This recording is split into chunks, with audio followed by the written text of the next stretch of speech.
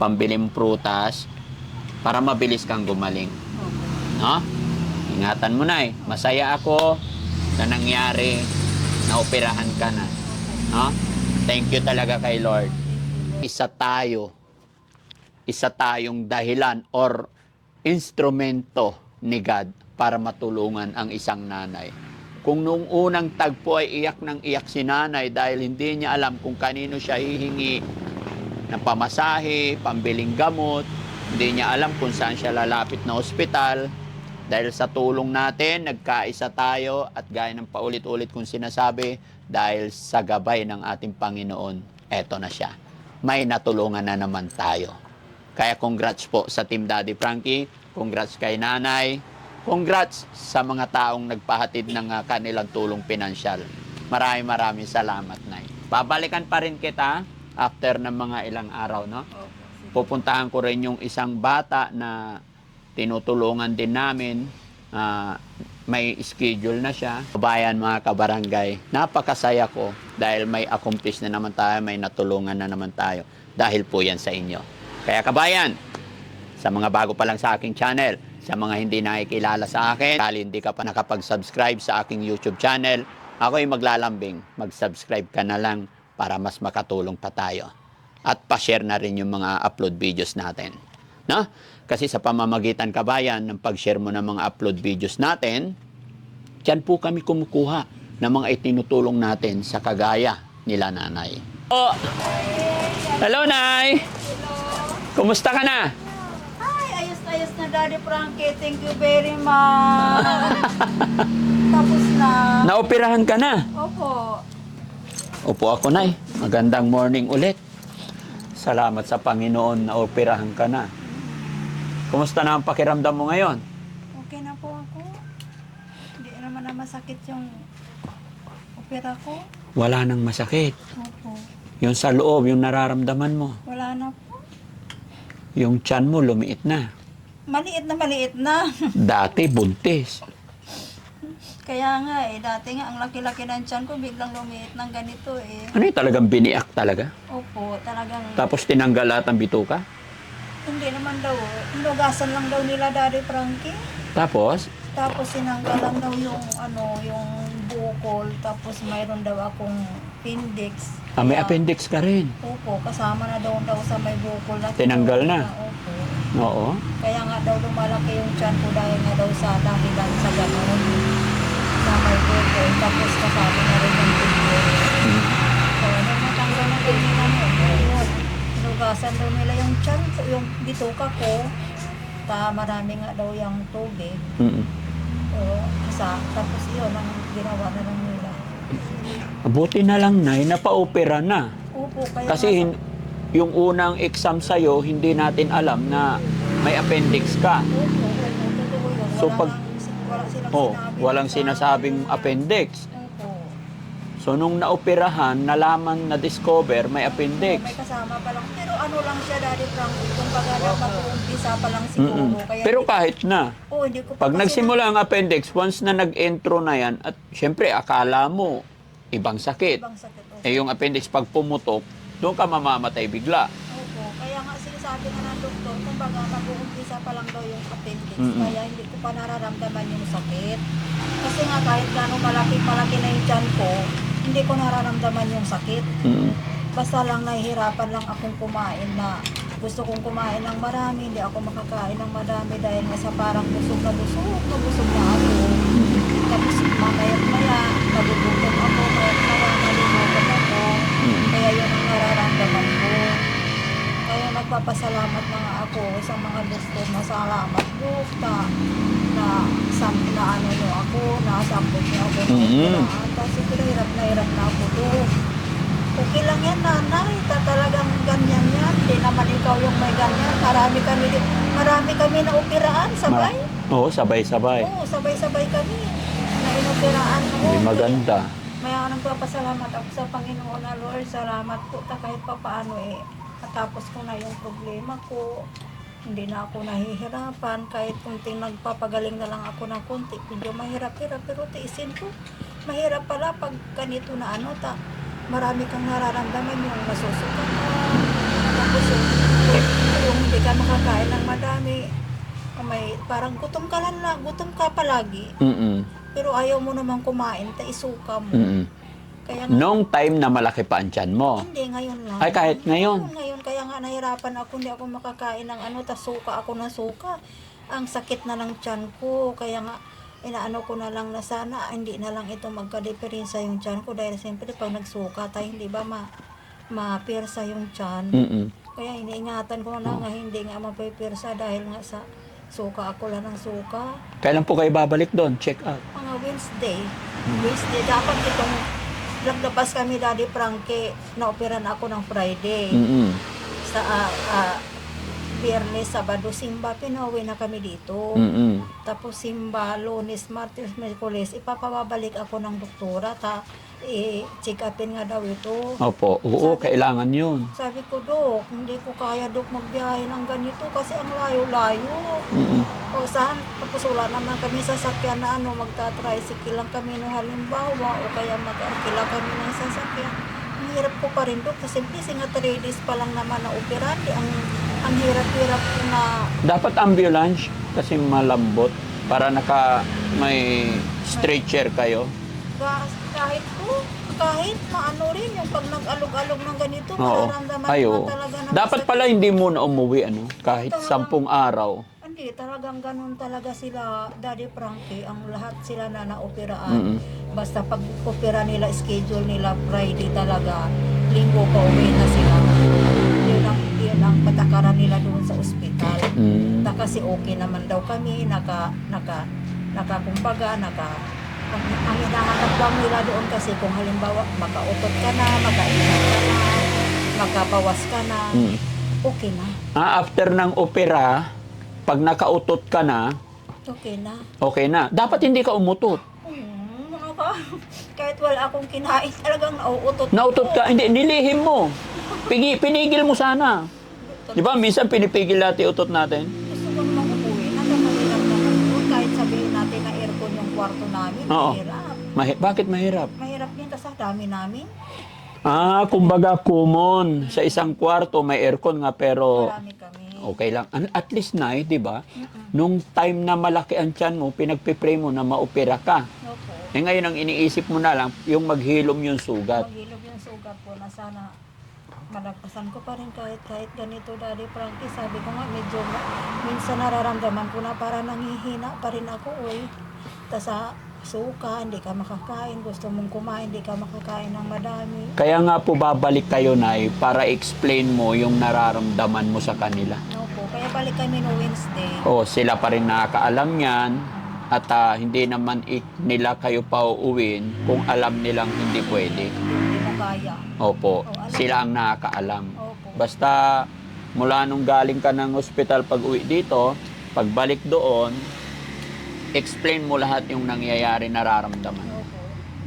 Kaya yan ang inaano ko nga, sabi ko nga sa pamangkin ko, bakit ganito na ang nararamdaman ko na parang hindi ka makakain, manghihina ka, nasusuka ka. Sabi naman nila daw, lahat na nan-operaan, ganun naman. Opo, naman. maaring ganyan nga siguro. Side effects ko noon ng anesthesia. Opo, maaring ganun. Kasi ang hirap magsuka na wala kang isuka. Mm. Talagang halos bituka mo, ilabas Di ba? mo. Kasi nung inoperahan ka na, wala kang alam, di ba? Opo, wala talaga. Bago ka operahan, patutulugin ka nila eh. Oo, pinatulog nila ako nag-opera sa akin 7:30 Ng umaga. ng umaga. Natapos, Tapos, inbalik nila ako sa ward ko alauna. Hindi ko na alam kung anong nangyari. Tapos, alas 7 ng umaga, 7:30. tas natapos, alauna. Opo. Ang haba ng session, no? Pero hindi ko na alam po yan anong nangyari. Pagising ko, Nay, balik na kita sa ward mo, tapos na ba, Dok? Ay, salamat, Lord. Nakaraos na ako sa nararamdaman ko. Tingnan ko yung tiyan ko. Wala na akong tiyan. Hindi ko na makikita. Kaya sabi ko, Dati, paghiga mo, nakikita mo yung ubok ng tiyan mo. makikita ko talaga na malaki. Oo. Pero nung tinignan ko nila dito, wala na ako makikita. Ay, salamat, Lord. Natanggal yung laki ng tiyan ko. Maraming salamat, Dok. Sabi ko nga ng galing ko mga doktor. So, magpagaling na kayo na. Sabi na ng galing ng doktor sa akin. So, makakaraos na kayo yan. Gagaling na kayo. Salamat na, no? Salamat po sa inyong tulong dahil Frankie. Maraming salamat. Na kahit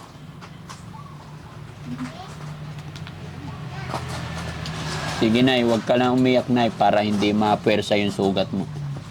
Masaya po ako na yung matagal mo ng panalangin na maoperahan ka, naganap, nangyari na dahil kaloob ng Panginoon. Kung ano man na itulong ni Daddy Frankie, ay kaloob po ng Panginoon yan, no? Ginawa ko lang po yung makakaya ko.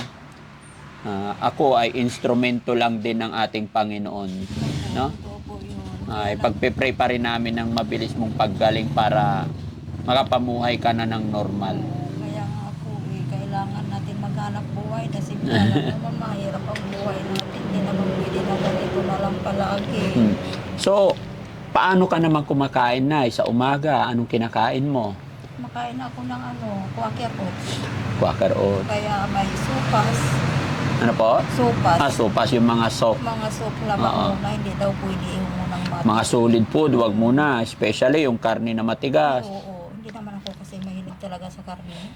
Ako, Very good. halos hindi ako kumakain ng karne. Yung mga madaling matunaw.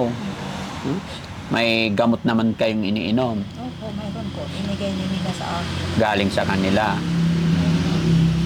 Kaya maraming salamat, Daddy Frankie. At hindi dahil sa inyo, tulong sa akin. Hindi ko siguro ito napagamot ang sakit ko. Ulog kayo talaga ng langit sa amin. Sa akin pati yung mga taong may mga puso na tumulong sa akin. Maraming salamat sa inyo na malaking bagay din sa akin na ang iyong tulong ay napagamot ko yung sarili kong karamdaman. Kaya sana marami pa rin kayong matulungan, hindi lang ako. Bigyan din kayo ng Panginoon ng lakas ng katawan palagi. Sana makapagtrabaho kayo ng mabuti na wala kayong karamdaman. Kaya maraming salamat sa inyo na nagbigay ng tulong sa akin. Utang ko sa inyo yung aking buhay. Kung sakali mo, hindi ko naman mapapagamot ang sarili ko kung hindi dahil sa inyong tulong. Maraming salamat. Gabayan sana kayo ng Panginoon palagi. Kayo din po, Daddy Frankie, lahat kayo. Sana ligtas kayo kung saan man kayo makakarating. Ligtas kayo sa pupuntahan ninyo. Laban lang, Nay. Huwag mong sasabihin na utang mo yung buhay mo sa amin. Hindi. Ginawa lang namin yung makaya namin. Si God pa rin ang gumagawa ng lahat. Ano po? Opo, sige po. Salamat na Masaya ako, Nay, na naoperahan ka na. Maraming salamat din po. Kampante na po ako. Okay, salamat po. Masaya ako sa pamamagitan ng Team Daddy Frankie, pamamagitan ng mga sponsor natin ay naoperahan ka na. Bagamat hindi man kami ang lahat-lahat, ay nakatulong naman siguro kahit papaano. Ay, malaking. Maraming salamat. Yun lang po ang masasabi ko sa inyo. Papasalamat ako sa inyo tan sa Panginoon na binigyan ako ng pagkakataon na nandiyan kayo na makatulong sa akin. Hindi ko akalain matulungan niyo ako. Hindi ko akalain sa panaginip, hindi ko na maiisip na. Hanggat may tiyaga, hanggat nabubuhay tayo, may pag-asa. Diba? Ilang beses po kayo nagbalik-balik sa bahay ko, hindi nyo ako matsyempo-tsyempohan. No po. Pero gumawa pa rin ng paraan si God para makita kita. At nung nakita ko yung sitwasyon mo, yun. Talagang naramdaman ko sa puso na isa ka sa kailangan tulungan talaga. Kaya ito na. Opo. Ito na yun. Kaya nga, nagpapasalamat ako ng marami.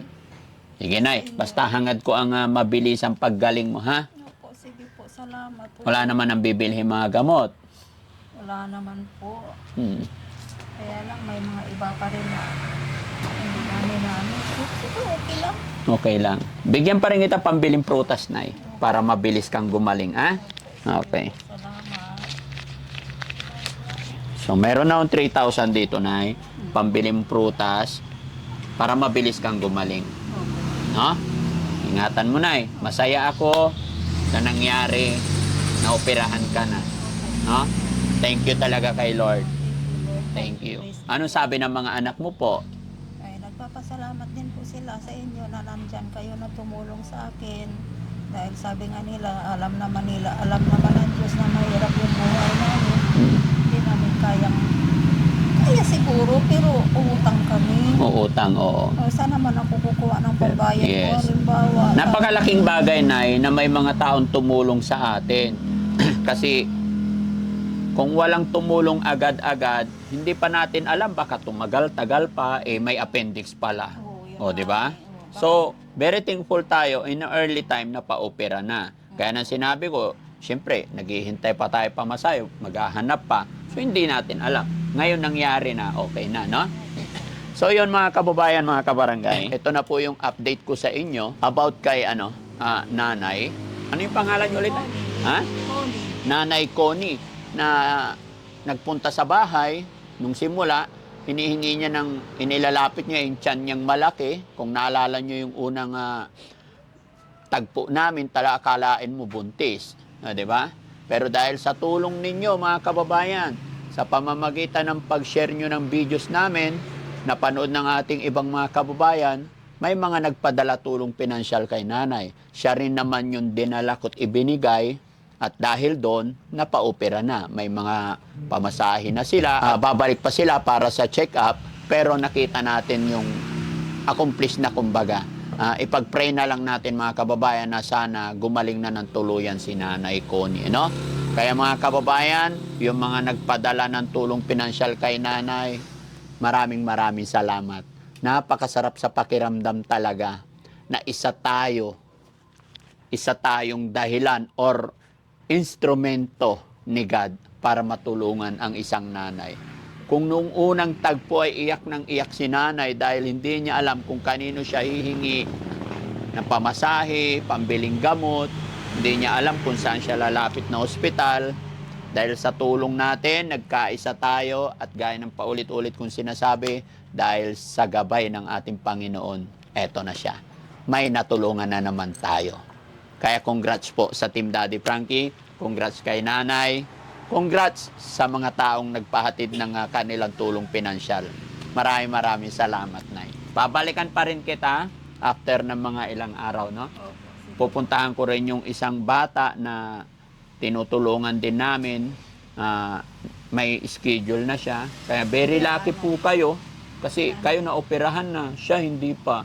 Kasi marami pang sa kanya. Kulang. Opo.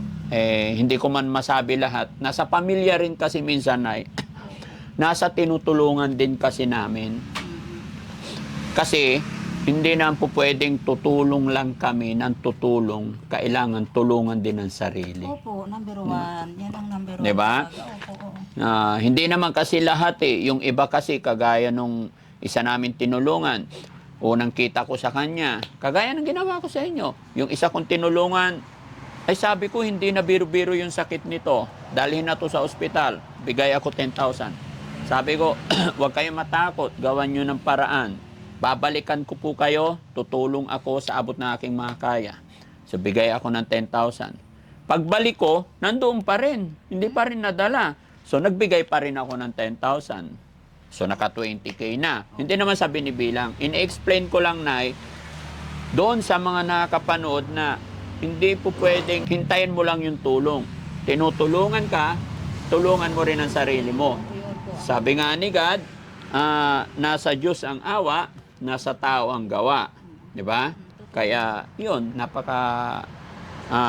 sarap sa pakiramdam na sa pamamagitan pagtulong namin and then sa pagpupursige ninyo, ito ang outcome. No? Kaya hindi natin alam kung anong mga reason ng iba natin tinutulungan, pero gaya na aking sinabi, kami, tutulong lang kami sa abot na aming makakaya parati. No? Hindi kami ang gagawa ng kapalaran ninyo.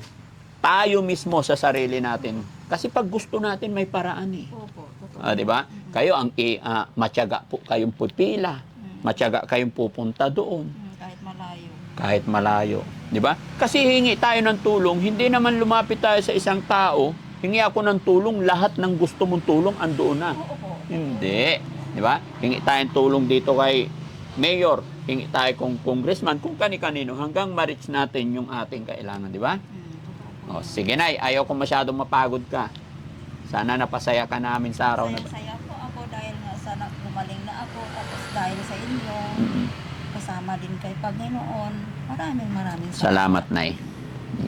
Umaba pa buhay mo, Nay. Opo, opo. Sige, salamat. Okay, Opo, God bless. kayo. Pagpipray din kita, Nay. Opo, salamat. Sa ating Diyos Ama, sasama ko ang paggaling mo, no? Opo, opo. Thank you so much. O, sige po. So, yun mga kababayan, mga kabarangay, napakasaya ko dahil may accomplish na naman tayo, may natulungan na naman tayo dahil po yan sa inyo. Kaya kabayan, sa mga bago pa lang sa aking channel, sa mga hindi nakikilala sa akin, ako po ang inyong lingkod, si Daddy Frankie po, anak ng Pangasinan, from Pangasinan. Kung sakali hindi ka pa nakapag-subscribe sa aking YouTube channel, ako'y maglalambing, mag-subscribe ka na lang para mas makatulong pa tayo. At pa-share na rin yung mga upload videos natin. No? Kasi sa pamamagitan kabayan ng pag-share mo ng mga upload videos natin, dyan po kami kumukuha ng mga itinutulong natin sa kagaya nila nanay. No?